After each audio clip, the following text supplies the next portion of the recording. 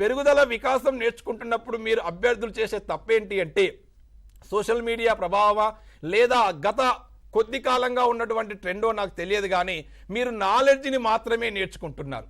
అవి ఉదాహరణకు నైతిక వికాస సిద్ధాంతకర్త ఎవరంటే కోల్బర్గ్ అని గుర్తుపెట్టుకుంటున్నారు. ఎగ్జామినర్ అలా అడుగుటలేదు.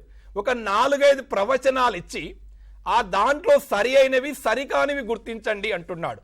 ఇక్కడ మనం చెప్పుకునే ఏ కాన్సెప్ట్ అయినా అది ప్రజ్ఞ అయినా సహజ సామర్థ్యమైనా క్రియేటివిటీ అయినా అడ్జస్ట్మెంట్ అయినా వాటి స్వభావము లక్షణాలు క్యారెక్టర్స్ అండ్ నేచర్ మాత్రం తప్పనిసరిగా తెలిసి ఉండాలి. ప్రీవియస్ స్టేట్లో ఈ కింది వాణిలో వైఖరి లక్ష్యం కానిది గుర్తించండి అన్నాడు.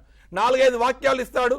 వైఖరికి సంబంధించిన పాజిటివ్ 3 ఇస్తాడు, నెగిటివ్ 1 ఇస్తాడు, లేదా 1 కన్నా ఎక్కువ ఇచ్చి ఏబీసీ సరైంది, బీసీటీ సరైంది. ఇలాంటి ట్రెండ్ అనేది ఇప్పుడు నడుస్తూ ఉంది. కాబట్టి ఒక కాన్సెప్ట్ నేర్చుకున్నప్పుడు నాలెడ్జ్తో పని లేదు, అవగాహన ఉండాలి. అవగాహనలో మనం నేచర్ అండ్ స్కోప్ అనేది అదేవిధంగా క్యారెక్టర్స్ అనేది తప్పనిసరిగా నేర్చుకోండి.